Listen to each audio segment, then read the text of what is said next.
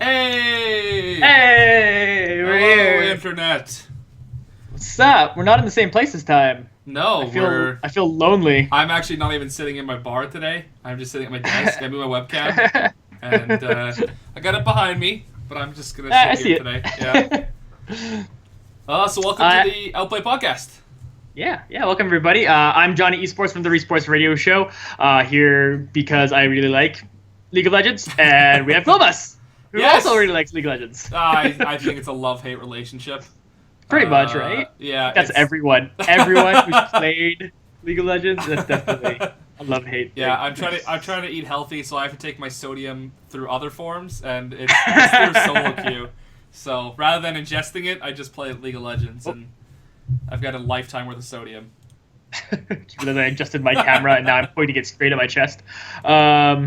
Fix that. All right. So we're here to talk about the NA LCS and the EU LCS finals coming up. We'll touch on the semifinal games that went into it, and then we'll talk about what we think is going to happen with the LCS to win the games to win the championships. Mm-hmm. What do you want to start first, EU or NA? Let's start EU, because I got a lot less to say about EU. All right, that's fair. I'll be honest, I didn't see much of them. I was kind of too busy studying.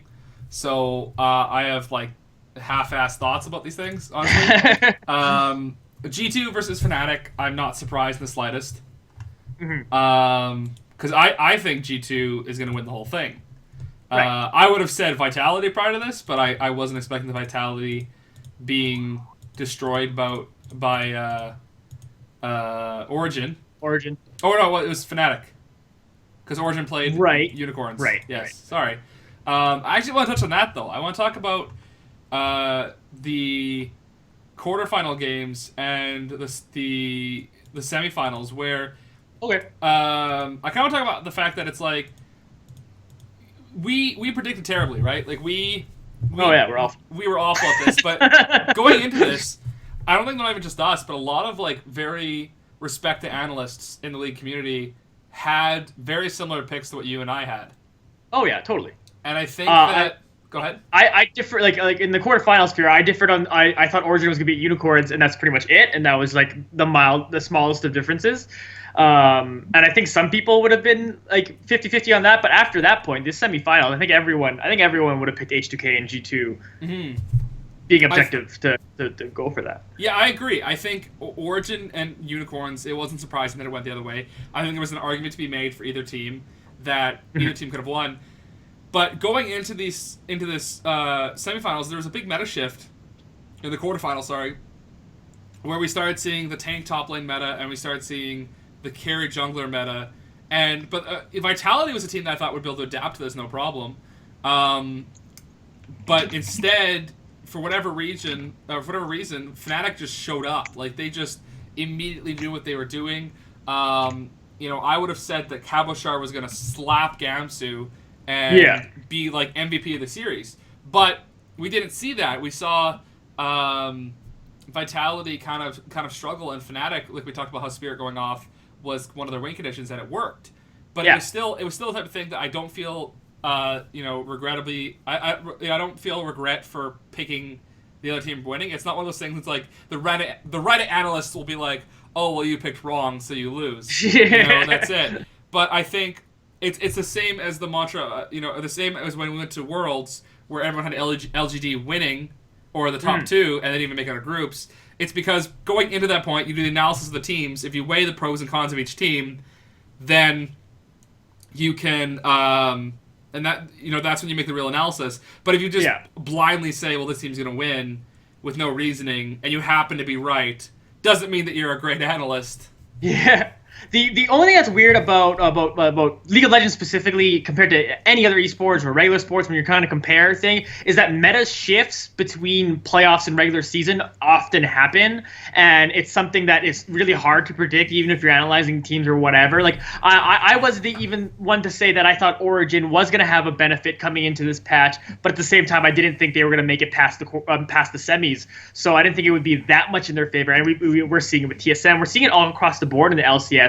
That there's this really weird meta shift that a lot of these teams aren't being very good at adjusting at right away, and it has made it pretty hard to predict these playoffs. I think not even just that, but it was the type of thing where I feel like some of these teams took that 2 or 3 weeks off, depending which region you're in, and were really able to fix a lot of problems. I think TSM is a great example of a team that, regardless of the meta, I think that they have vastly improved as a team. And I think that 2 weeks ago, if you said to me that they were going to beat Cloud9 and then said they were going to beat Immortals, I would have laughed you off the stage for reason after reason after reason. But it happened. And I think that doesn't mean that we're bad on us for doing that. I think it's just something that no one could have expected. Like, Immortals did not expect. I mean, there was an interview where Hooney says they're already preparing for MSI. And there's nowhere they can go now, right? But it's just one of those things that's like, nobody could have predicted TSM just showing up that day, or Fnatic. And those are the two that I really think really showed up. Origin's one that I think I'm not surprised they beat Unicorns. But the fact they beat H2K surprises me.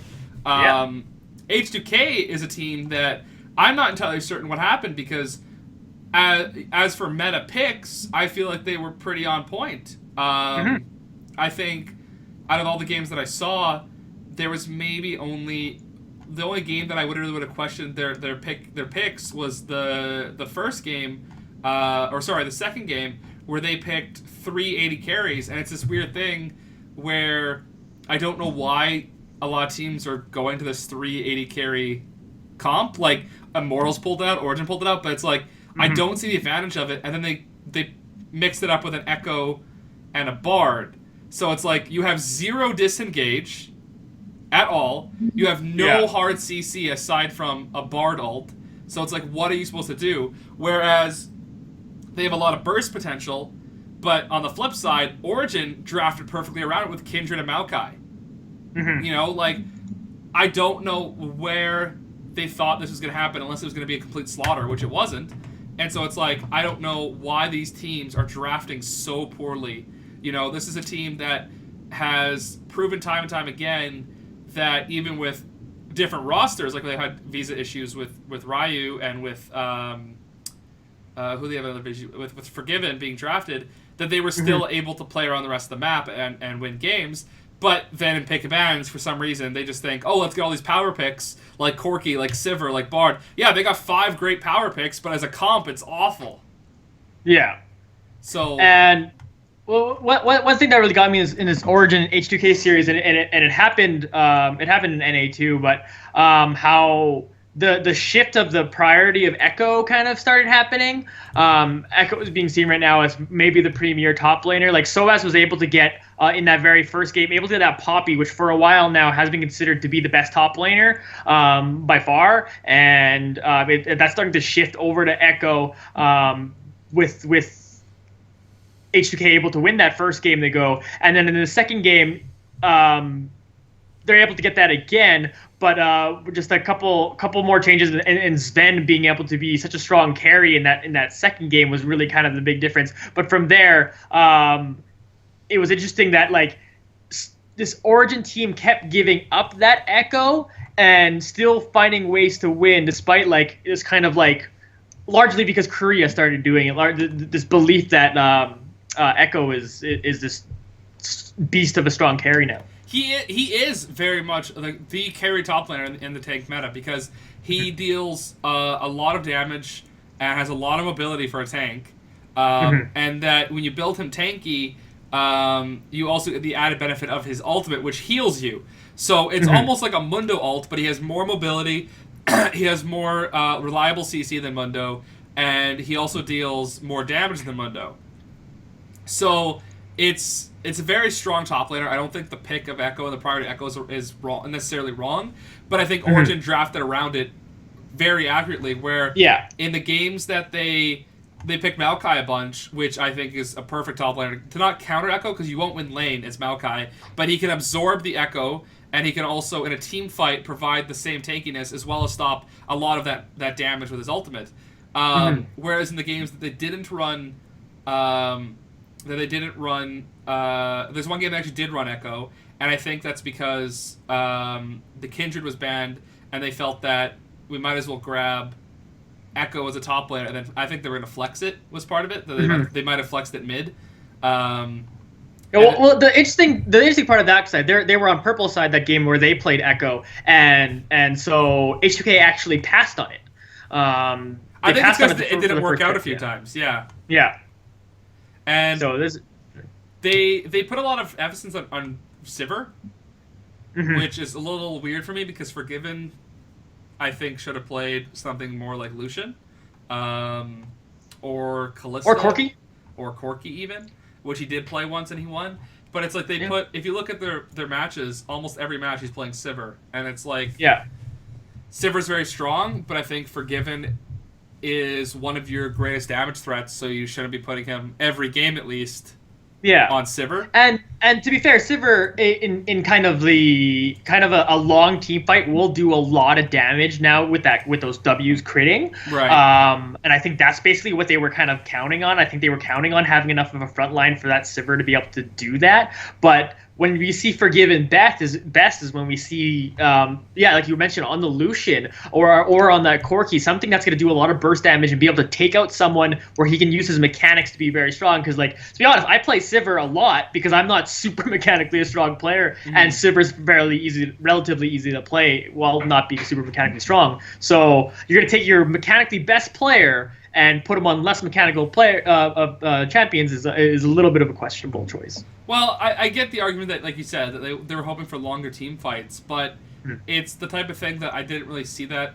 Like the comps they were going up against were also kind of built around that. So it was this weird, like, who can last longer kind of thing. And I feel like... Very European. Yeah, and I feel like Sivir just falls off compared to Lucian. So I was surprised that they just gave it up so often. That being said... especially adds since that Sven is a very, very good Lucian in his own right. Like, it's probably hit minus when Tristana was in the meta. This is like Sven is best on his Lucian. Right. No, I agree, and I think that's something that H2K focused too heavily on playing their own game rather than playing around their opponents a bit, which works in some situations. But when you're in a high stress situation like this, I think you have to consider what your opponent's going to do, or what they're going to draft. And I feel like they just kind of tunnel visioned in their own drafts. Other than that, though, I don't have much else to say. I think Origin showed up. It's like surprisingly showed up in time for playoffs, and I think that it's interesting because this is a team that we've been for the whole season writing off as a middle, like just above that lower tier of LCS teams in Europe. The gatekeepers, everyone's been calling them. Basically. Yeah. And now we're seeing them make it to the finals. So good on them. Expected played a game. And they said that in the quarters that if they lost the game, they were going to play Expect, and they did do that in this game. And then they went to the fourth game, and then they went. And then they went back. Which I think is good. I'm glad they did that. I was kind of worried that, and I said to you before that once they lose a game, they would put Expect in, and it would actually tilt them further. For the rest of the series. But I'm glad that game Expect was in, he didn't really do a whole lot. He died a few times. Yeah, it's funny because he played terrible that game. I felt like he wasn't that great. It's Sven that carried, and amazing.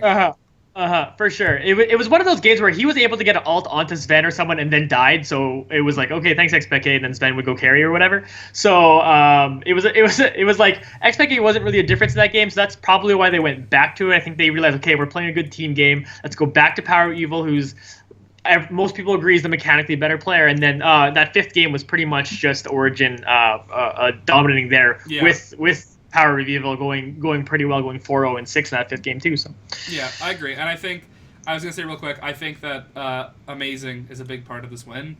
Like I said, I half paid attention to these games because I was working stuff in school, but every time I looked, I saw Amazing playing like amazing. So those last two Gragas games, Amazing put together specifically, were really, really strong and really were a really big difference in those last two games that took the series. So yeah, that's my closing thoughts. Unless you have anything else about H2K and versus Origin? No, that's that. We can move over to how the G2 Esports and Fnatic games went. I really don't have much to say here myself. Yeah. This series started 1-1, and it was looking like, oh, can Fnatic do it? Is the scriptedness alive and everything? But from there, it just went G2. G2 was just clearly a better team from that point on. I do think, though, that Fnatic actually did a lot better, even in their losses, than I would have thought.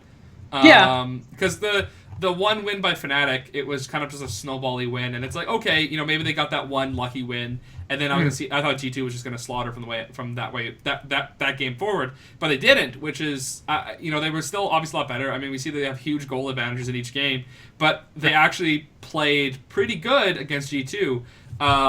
Now, that being said, I think that this speaks to Daylor. I think it actually says a lot about how they brought in Klaj and then Spirit and Gamsu, and just in time for playoffs, they kind of, when they're able to prep more for games, like the IEM and then now the playoffs, they really show up a lot better than what we saw throughout the entire split. I think that speaks a lot to Daylor, that obviously with longer prep times, he's able to prepare better for these events, and I think that it's interesting. I think it's really interesting because it gives this interesting aspect that next split, assuming they keep the roster, I think they could be a top tier team.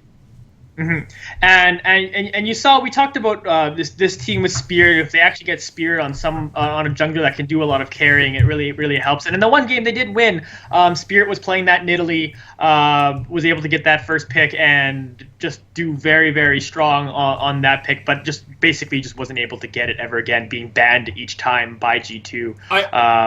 I do think they drafted around him very well, though, because they gave him Kindred a bunch of times and Graves, which was great because that's the meta right now. It's carry jungler meta, and they let Spirit do what he does best. So I'm glad to see that happen. But you the interesting. Go ahead. Sorry, go ahead. I was just saying the interesting thing here is the choice.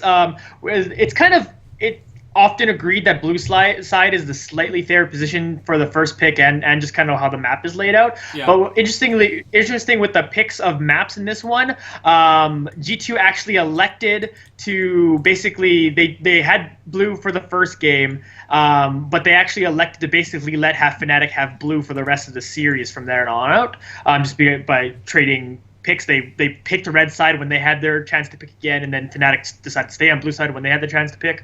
So very interesting thing there. I don't really know how much of a point that really is, but I actually think that was better for Fnatic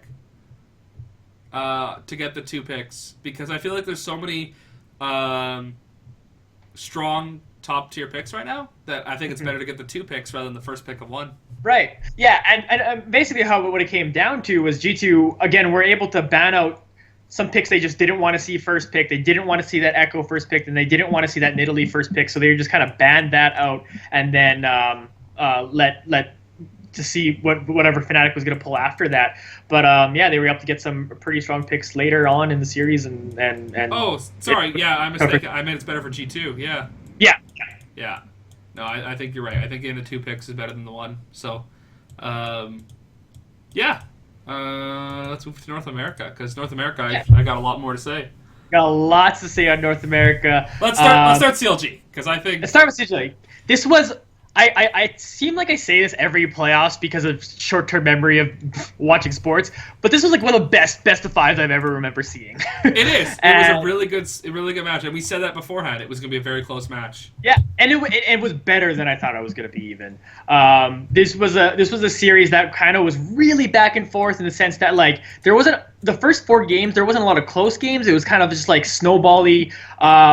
You had Team Liquid dominate that first game. Then you had CLG dominate the next couple. And then Team Liquid come back to dominate a game. And then this 5th game happened. I don't know if you want to skip straight ahead to the 5th game. We'll talk about everything we can. But this 5th game happened, and it was the most back and forth affair for 43 minutes. And it felt longer just because of how the game played through. I think I want to touch over just a quick 5 games real quick. Something I feel like the 2 teams drafted very, very strong through the entire series. The only draft that I'm going to question again is the triple AD carry comp that we saw out of Team Liquid in Game 2. And obviously didn't work because they lost. But I think that out of all the teams in North America, these 2 have the best drafts. Like getting Ryze it's funny because not too many people play Ryze, but Ryze is very, very strong, and they gave it to Huhi multiple times, and they were able to get it in the last rotation of picks every time because nobody else plays it, which is kind of awful. And And the kind of interesting thing too is that when they let Team Liquid have that rise in that third game, CLG. Hughie played. Yeah, Hughie played. No, in the third game. Yeah, or in the third game. The third game. Oh, sorry, I'm thinking fifth game. Oh, you're right. Yeah. You're right. Yeah, Hughie goes and plays the Anivia to kind of be like in a not a, like a pure counter to it, but an interesting way to like kind of just keep Rise off of people so that very much so. Yeah, this team could do things. Yeah, I agree. It was very interesting and it was smart. I think also the bans even from each team was pretty strong. Team Liquid was obviously trying to keep Darshan at bay. We saw Gangplank Graves bans every game. And Smithy, I don't know if he plays Graves, I'm not certain, but I think that if Darshan had gotten either of those, it would have gone terrible. And we actually saw a lot of Tristan bans, and I remember you messaged me, and you're like, oh, why the Tristan is banned? And I think that's because it's less about... it's more about making Stixxay off kilter, because I think that obviously there was some sort of knowledge that we don't have that Stixxay was planning on playing a lot of Tristana. And I think that's why, because Stixxay, like I said before, is the weakest part of the team, I think. I think that he needs to be babied by Afromu to play well. And I think Tristana is a champion that, in this tank meta, is very strong. It might have been something that, even though people aren't playing it, I think would have been something that, it's very safe AD carry that can shred tanks. I think that's why that there was probably some knowledge that Stixxay was planning on playing it. Yeah, and the interesting thing, too, is Stixxay was going with this basically Kog'Maw build of Gunsou's Rageblade and Runans. And it was like, he was so far behind to know if it was going to be any good. And it made me want to try it in solo queue. But I think, a lot of it was just like, hey, well, Stixxay will put you on someone who's going to, like you said, take down tanks, but I think even just take down towers quick and try to give the team a better advantage by taking down towers. Right. And I think, there must have been in scrims where he was just spamming Tristana the whole time. Maybe it was like this genius, like, throw people off and make them ban this Tristana. Because they wanted people to think, oh, he's only been practicing Tristana lately. I don't know his solo queue is like. I don't watch Stixxay or anything. So it was extremely interesting to see that continuously banned. And eventually they did eventually to stop banning it, to ban that Soraka that Afromu was playing so well on early on in the series. Yeah, I think it was a really interesting game to go over because it's one where we saw both teams adapt very well to each other. And it's the joke, right? That Team Liquid has to finish fourth now, and CLG's in the finals as a last. Well, to be fair, Team Liquid has finished third twice in a row now. So now they're going. Now no, they only finished third last split. Oh wait, because never mind. But that was because they finished third and Gravity finished fifth, so it equals out to fourth because they're both formerly Curse. That's true. So they had to average out. They didn't know what to do. So it was like they'd either tie for fourth or go third and fifth, and they get the forever fourth still. Yeah, I mean, I'll be honest. I think that this is a type of game that there's not much to analyze here. That sounds weird to say because I think there's so much to analyze. It's one of those games that's like we could really, really probably do a whole podcast over this entire series because I think that. The amount of play out of each team was insane, and the amount of strategy in each team was insane. Like, I think that of the teams in North America, these two teams adapted the meta stronger than anybody else. I mean, Smithy was an absolute terror on Kindred. Like, his ults were on point, and it made me double think that having the AD carry as a jungler because Smithy was able to play it so well, and I feel like nobody else really did. And I want to talk about like how I really feel like Hughie has stepped up as a player. I know we've both talked about how Hughie and Stixxay seem to be the weaknesses of his team. I think we can just leave it as Stixxay maybe as being the weakness of his team. So I actually think Hughie has become a strong enough player that he's not even in the conversation of top 3 mid laners in North America or anything. But like I think he's an extremely serviceable mid laner for what they need out of this team, and he's doing his job. He's the new pole belter, exactly. So it's just a serviceable mid. Yeah, I agree. I think he did very well in the series. Mind you, I think Phoenix is overhyped as a mid laner. I think Phoenix is not top 3 by any means. I think that this team is kind of carried by Piglet and Dardoch.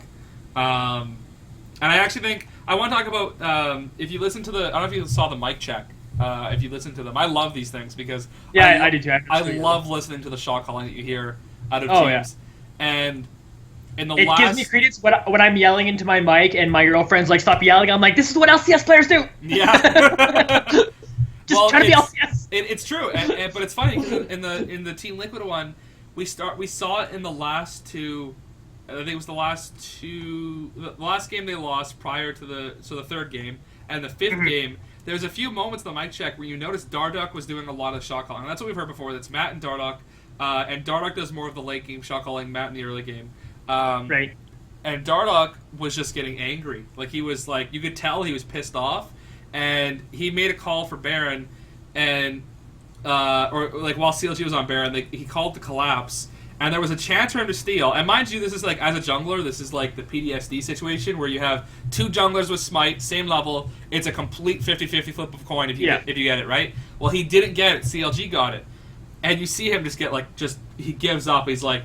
You see him, he's angry, he's like, we have to go in, we have to go take Baron, we have to go. And then he doesn't, he's like, man, I should have stole that. I could have had that, and he just, and these are players who, they've never played in a playoff ever. Like, Dardock and Matt and Lorlo are all three players that have never played in a playoff ever. Like, this is their first LCS split, and they made it to playoffs, good for them, but they didn't show up in the playoffs. And I think that's okay, because... Well, to be fair, they were one game away from being in the finals. They were. To say they didn't show up is a little over, like... And it's not so much that they didn't show up. Okay, you're right. You're right for calling me out on that. It's more that in the later games, we saw the stress get to them. Like they were not used to these five game series.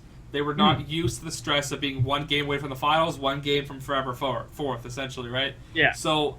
I think that's where Team Liquid fell short versus CLG, where I think that Huhi and Stixxay, while they are rookies as well, I think that it affects them less so because Stixxay is basically a sock puppet that Aphromoo just moves around the map, and Huhi actually showed up, so I have to give I have to commend Huhi on that.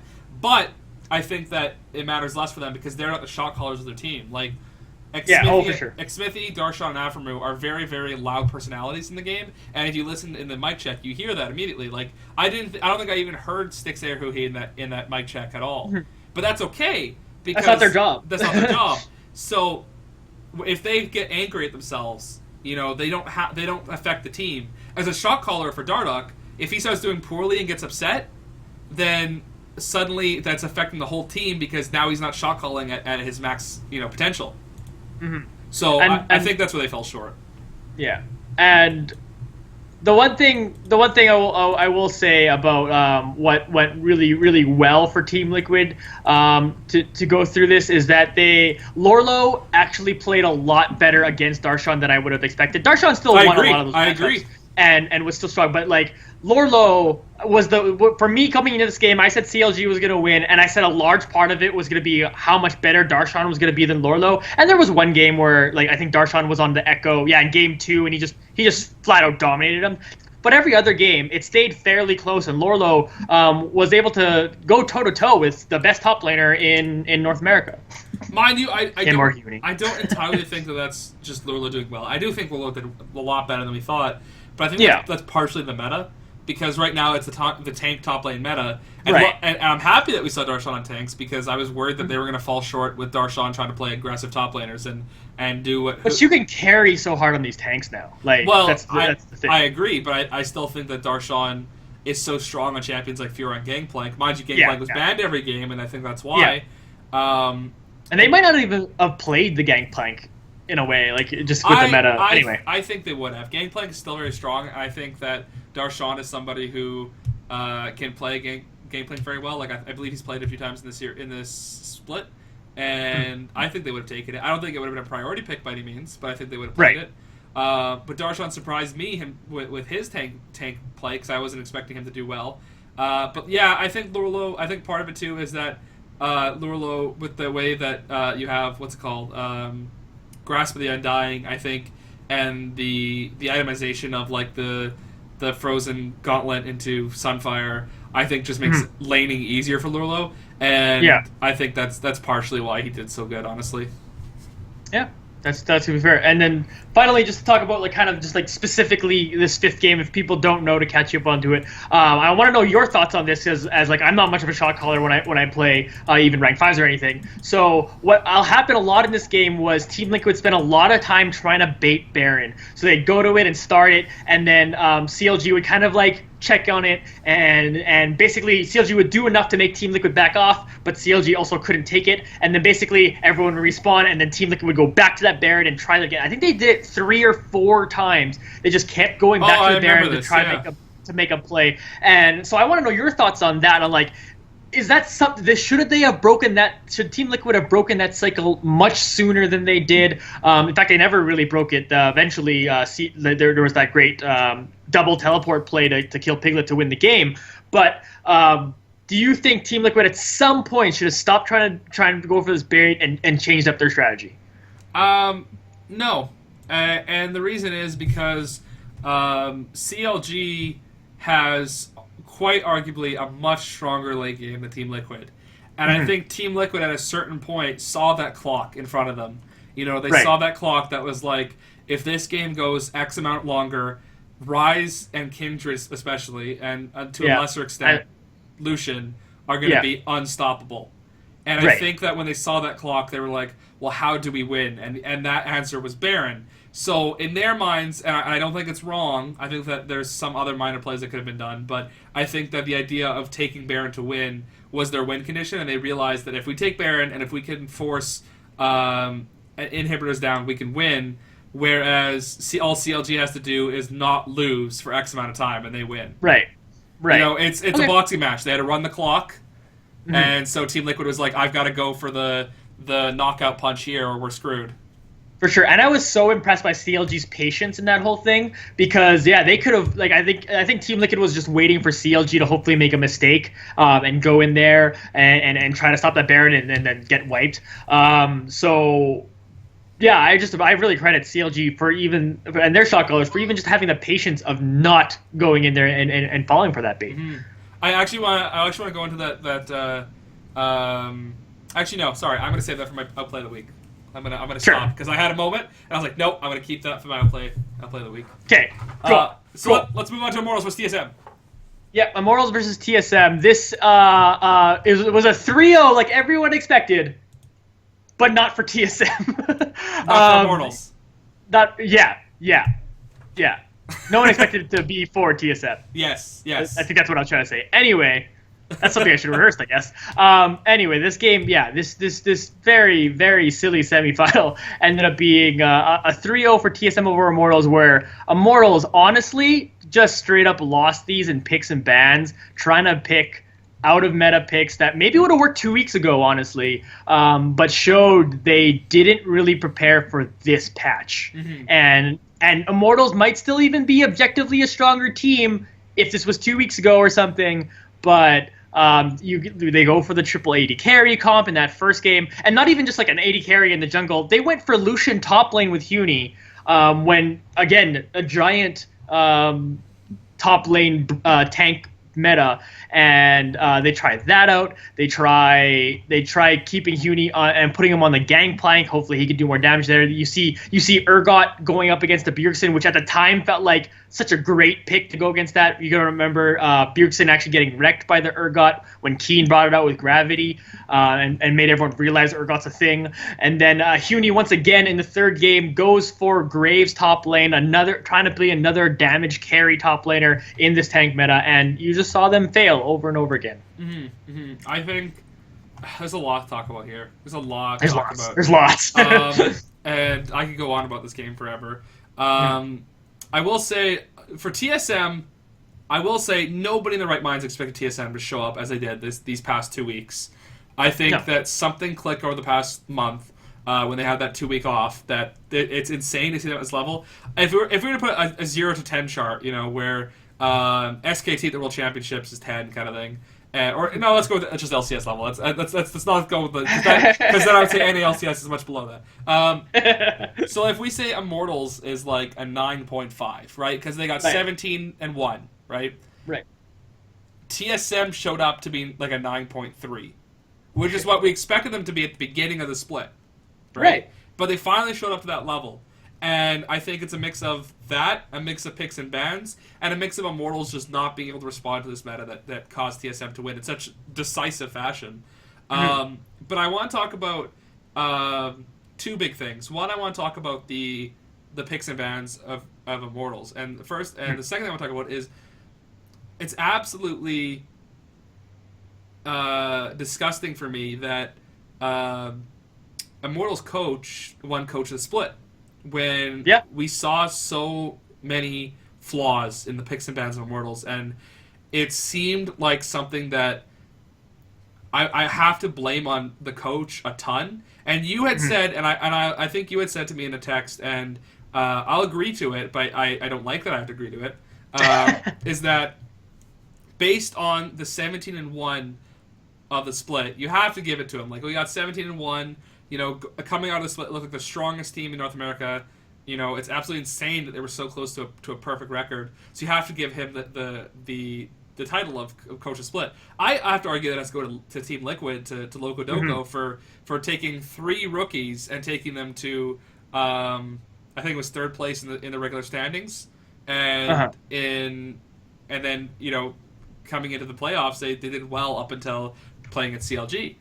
But, and to aid to the whole Loco Doco should have been the Coach of the Split thing too, is that this is a team that didn't even know who their starters were at the beginning of the season. Going with that, we have 10 people on our roster, we'll switch between them over. They went from that, and to be fair too, Loco Doco actually only really started coaching this team relatively late. He was at the beginning of the split, but it wasn't during the off season. Yep. It was just like Loco Doco came on to be their content guy. Like, he was gonna make videos and stuff, and then there was like, no, we need you to coach, man.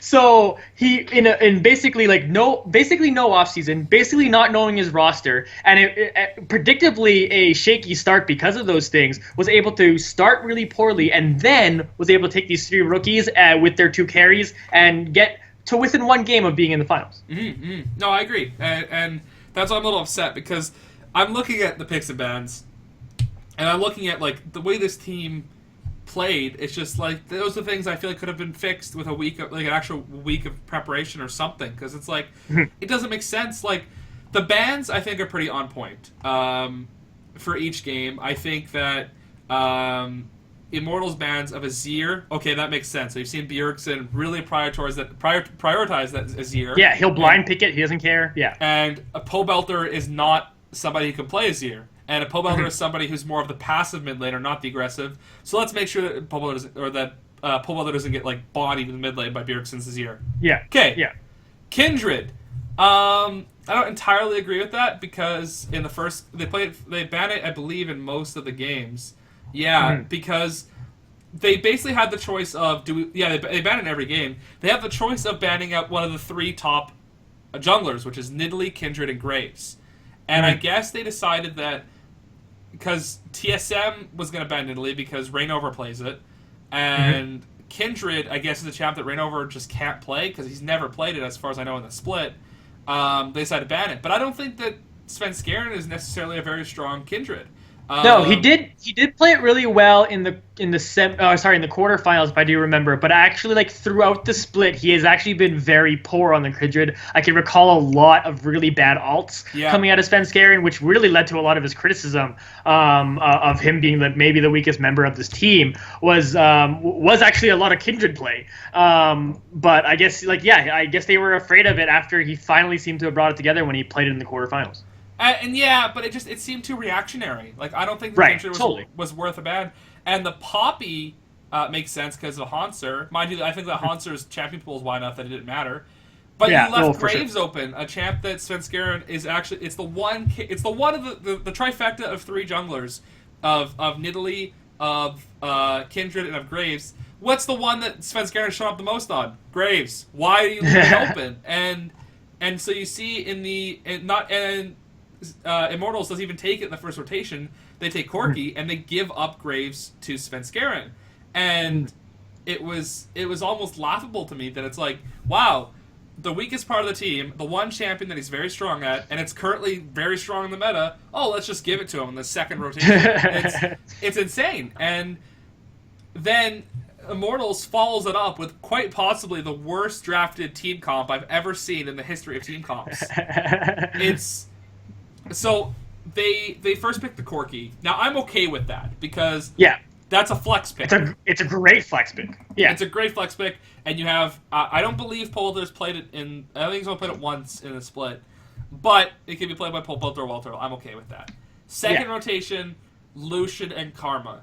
Now, I'm watching this, right? So the enemy team took Graves Callista. TSM took Graves Callista, which I think is very strong. And then Immortals counters with Lucian Karma. Now, I'm upset with this pick because the Lucian I'm okay with. The Lucian being is Wild Turtle's like bread and butter. I'm okay with this. He plays tons of Lucian.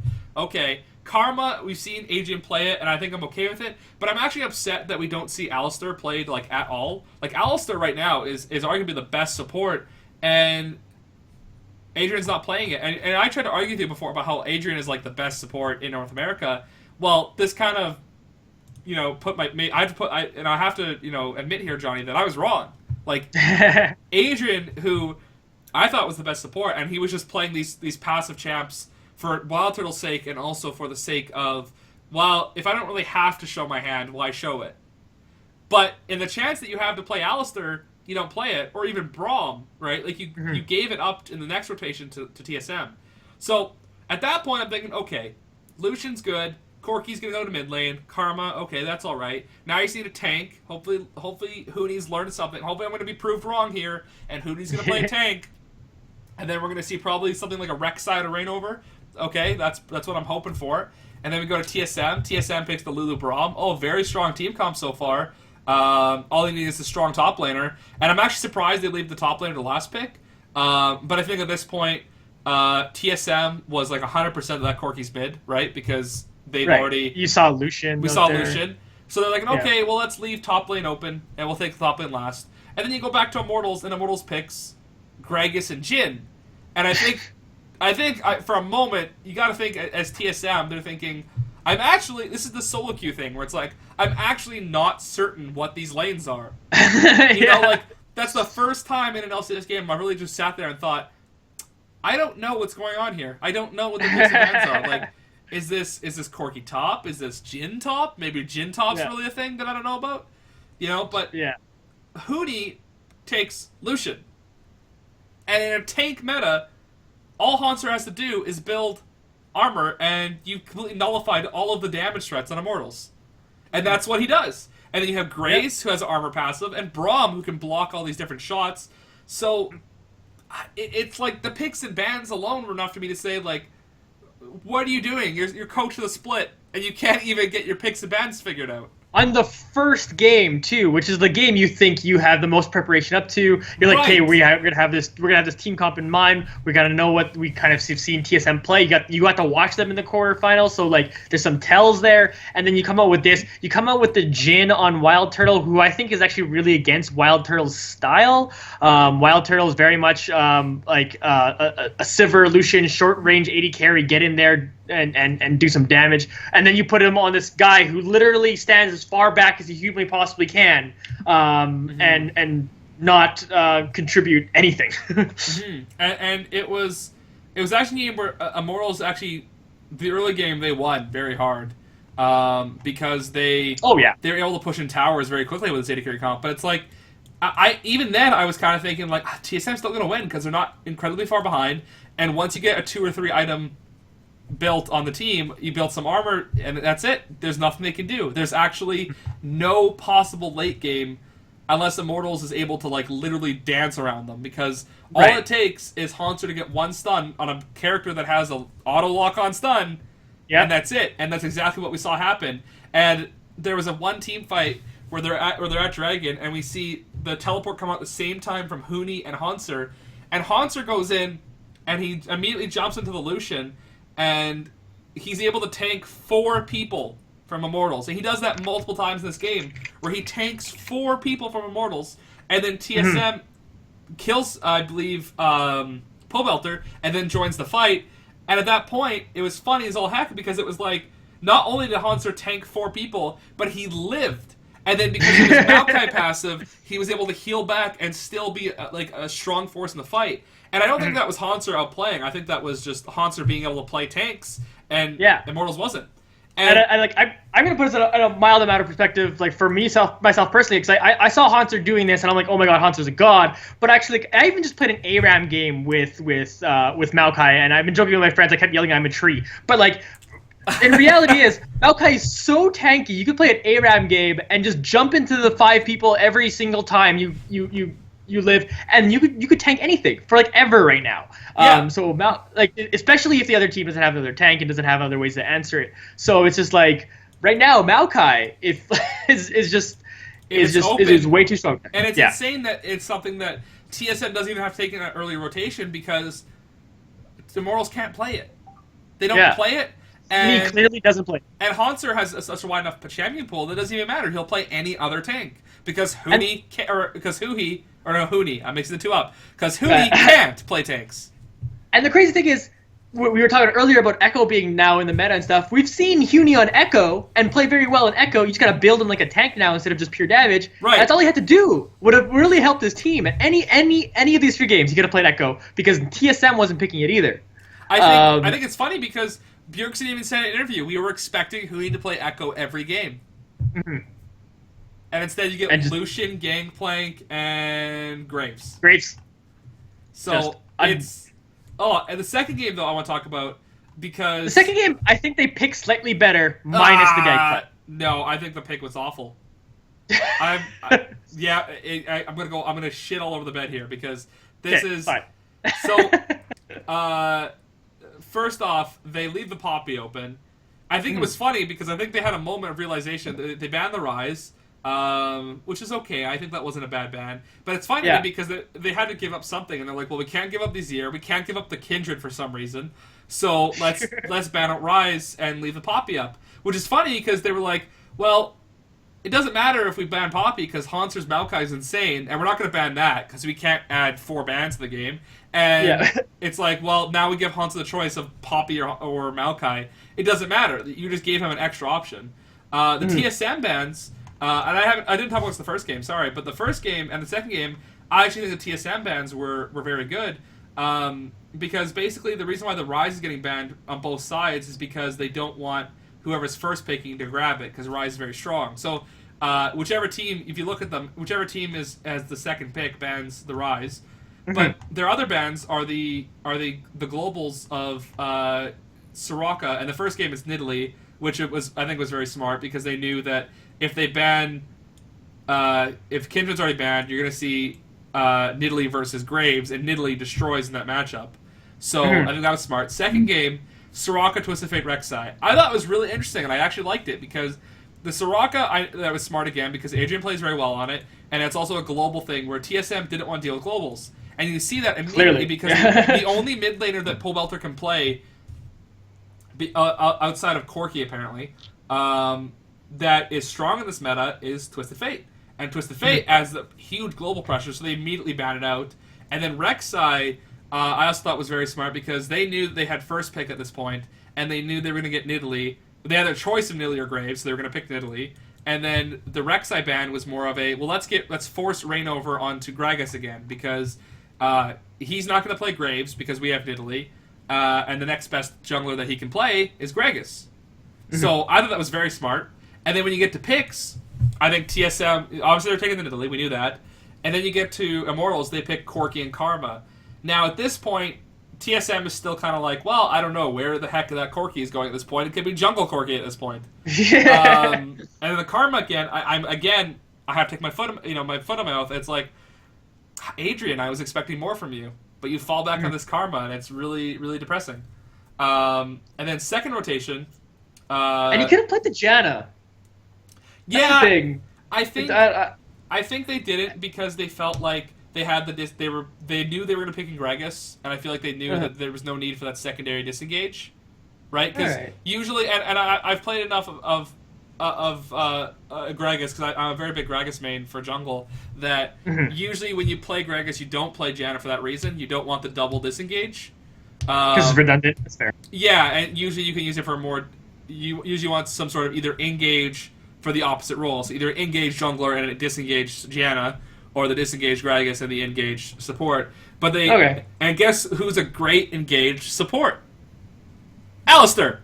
What do I see? Not an Alistair. Alistair. It goes to the Alistair eventually. Yeah, and so I'm disappointed with that. And so second rotation, Gangplank Gragas. I think the Gangplank pick was fine. I think the build he did was he goes straight to Infinity Edge into straight damage, and I think that was the wrong choice.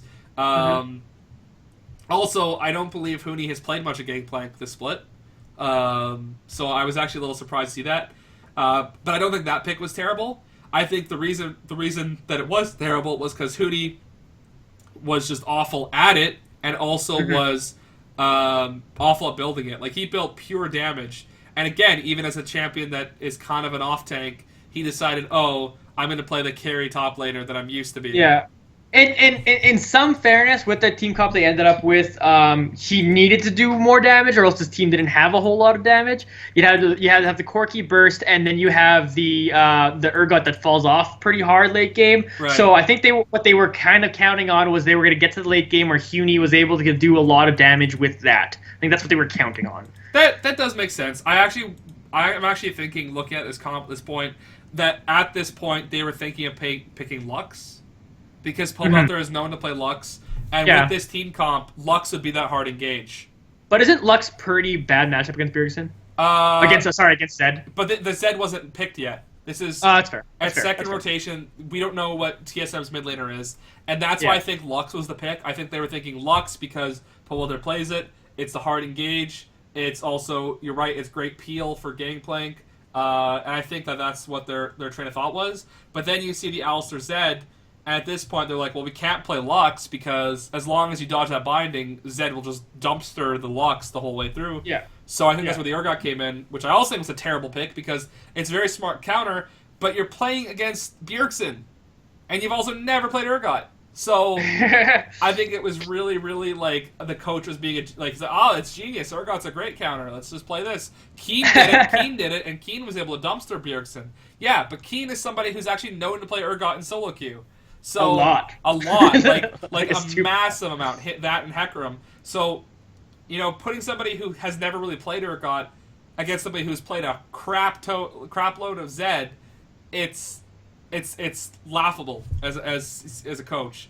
And then the third game, I don't think there's much else to say. I thought we saw the mistakes of the Jhin pick again was bad. The Graves pick I think was okay, but it was really awkward in this comp because it's very short range, and you don't really have any consistent damage in this comp because Lissandra kind of does a combo and then hopes to survive for the second combo. Jhin is very slow.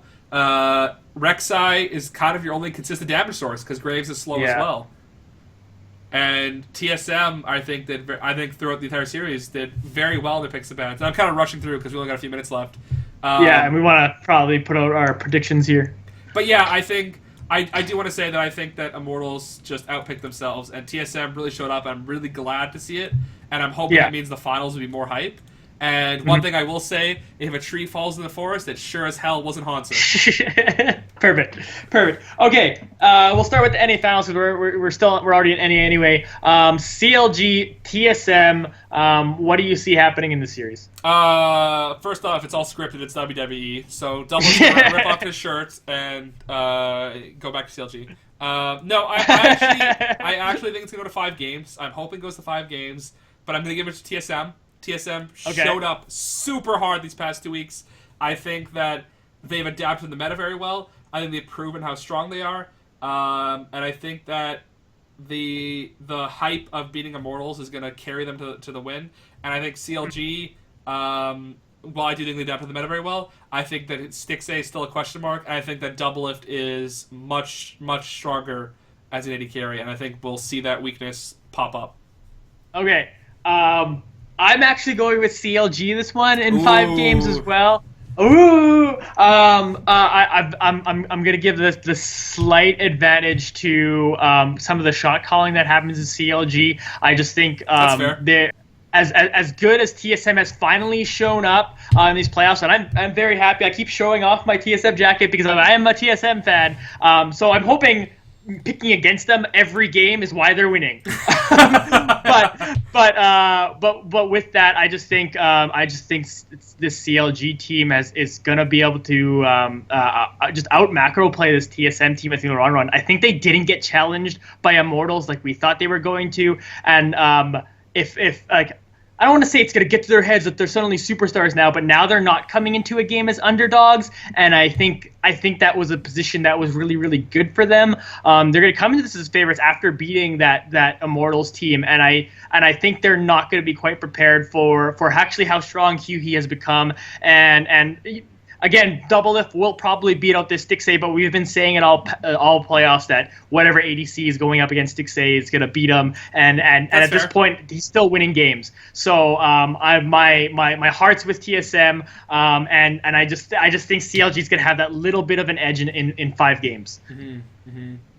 Okay, that's fair. So, I don't disagree with it. I still think TSM is a better team. I think you made a lot of points though. I think that the reason why I gotta pick TSM still is because I think that they, for some reason, like massively showed up these past 2 weeks, and I feel like that there's a lot going on there that really. The other thing with me, just looking on how this whole split has come, every once in a while we see TSM finally show up, and then again they lose to Dignitas or something. I know we mentioned it a lot. It just gives me little faith in, like, I haven't seen the consistency out of TSM, even though they've done it now in 2 series. 3 games against Immortals, Johnny. 3 games against Immortals. It's crazy. Little faith. Yeah, I know. Yeah. And if it's just me having low faith, that's my fault. That's my bad. I'm a bad fan. But I'm just gonna say that and move on because we got to talk about quickly our EU LCS finals pick, and then probably Outplay of the week, and then parting words. So we have Origin and G2 Esports going up against each other. I have a feeling we're going to agree on this one. I'll go first because you went first on with TSM. I think Origin has been playing out of their mind here to get to this point, but I really feel like this G2 team is just going to be much more powerful in every single position and win the game. I agree. I think it's going to be maybe a 3-1. Yeah. I think that Origin, once they lose 1 game, maybe 2, they're going to sub an Xpeke, and I think we're going to finally see that tilting I was talking about. Because Xpeke, I think, is not as strong as Power of Evil, and I think that Xpeke is kind of like because he's a better shot caller, or he's just, people listen to him more, I think that's why they bring him in. But I think that if you lose a game with Xpeke, you've basically, like, you've shown your hand and then burnt it. You know? Like, your fallback chip is Xpeke, and if you still lose, well... Yeah. And I think Perks is going to go beat both these mid laners and take his crown as the best mid laner in EU right now and shine with that. If Origin has a chance, it's going to be Sven to carry, but Emperor is very good on his own right. And I know we even said the same thing about Origin against H2K, that just individually each player in H2K was probably better, and it just didn't end up going that way. I really think H2K did more throwing than a lot of things, and I think G2 Esports you're not going to see the same mistakes made by H2K, or not going to see the same mistakes made by G2 Esports that H2K did. Oh, that's fair. That's fair. I very much agree. I think it's going to be maybe a 3-1. I'll give a game to Origin. Mm-hmm. Mm-hmm. Actually, quickly, I guess we could quickly say, like, maybe not big too much of a point, but who we think is going to finish third in each of these things. You have Fnatic versus H2K. I would give that to H2K. I'll give it to Fnatic. Cool, that's fine. Just because we have to move on, and then we have Immortals versus Liquid. I'll give it to Liquid. I have to give it to Immortals because everything's scripted, and forever fourth for Liquid. It's just gotta happen. It's gotta happen. Okay, cool. So for our final 2 minutes, we have the Outplay of the week. You mentioned it earlier, almost mentioned earlier. What did you think it was? I think it's the TP play that kills Piglet. Yeah, there we go. That was mine too. The CLG versus Team Liquid game. I think the beauty of this is not so much that because the TP wasn't amazing. What was amazing about it was there was a mind game there. Because you see the minions, and you see what happens is, you could tell that Piglet was expecting Poppy. He wasn't expecting Ryze, because he positions himself so far back from the minions that Poppy wouldn't be able to immediately dash to him, and if she did, she'd be pushing him under the turret. And when that happened, he was only expecting the poppy, and the animation, you can tell they're overlapping if you really pay attention, but in the heat of the moment, you can tell he wasn't prepared for both of them. He was only prepared for one of them, and if it was either one, he would have been okay. Yeah, honestly, and you say you can see I watched that replay over and over again to see that like little bit of like it's a little like the animation basically resets really quickly. Right. But I had to watch like 3 times to even see it, and I was looking for it. Yeah, so like that's fair. That's impossible to see in the heat of the moment of the game. I don't see him realizing it, but I think that he saw the teleport, and you see him reposition, and that's the beauty of this, because I think that CLG for a minute was like. Because I think the double TP wasn't the beautiful part. What the beautiful part was that they were able to guess that Piglet would position himself in a way that he'd still be able to auto the minions, but he would be just out of range of either of their skill shots. But because both of them were there, he wasn't prepared for it, and he wasn't prepared for that burst damage. And the best part is X-Smithy in the shot calling was calling them off, saying, don't do it, don't do it, don't do it. And was he? I don't remember, but I did listen to them. I haven't watched that now. Yeah. Yeah, no, they were saying that in a post interview that they were saying don't do it, and then Darshan wasn't listening. Oh man, he's like, no, we're doing this. That's and funny. then they go in. Well, it worked out. Yeah. So obviously, kudos to them. Yeah, for sure. So yeah, I think that's it for this week. I think it'll be interesting to see what happens in the finals this weekend, and we'll definitely be talking about it next week. I'm hoping that both of them are a little bit closer. I think that NA will be and EU might be, but I'm hoping they are, so that we have a good something to talk about next week. Cool. All right, so parting words for me, all I'm going to say is I'm going to go down to Garbanzo's in Winnipeg if you're there to watch the finals. They're having a viewing party put together by the League of Legends community here in Winnipeg. I'm looking forward to watch that. I'm actually going to play a part of the Outplay podcast in front of my radio show just because I don't want to miss any part of the finals, to be honest.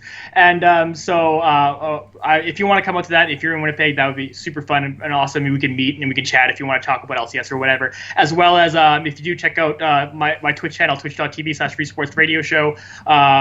Doing a giveaway for the Division. I know it's nothing to do with League of Legends, but we're doing a Division PC game giveaway, so check that out. There's more information on that page and stuff. Alrighty. Well, I'm Globus. I do things. You've heard it enough. Check out LegendGsports.com. Check out. Is that almost done? Is the there was no? No, we got the little distract this weekend, and so it did not happening. But we're getting there. We're getting there slowly. We're just slow workers. Fair enough. Thank you everyone for tuning in this week. It's been a pleasure. Do subscribe to AYB TV here and to know when we're on. Tomorrow is going to be on the Level 1 Scrubs podcast is on tomorrow at 7 o'clock, so check that out as well. And we'll be back next week, probably the same time. And enjoy yourself. We'll talk about what happens at the end of this LCS season. Mm-hmm. And I will shit on Johnny because he'll be wrong about the finals. So I know we're completely different about NA. We're EU, so NA is going to be really, really interesting to watch. It'll be good. All right, bye everybody. All right, bye.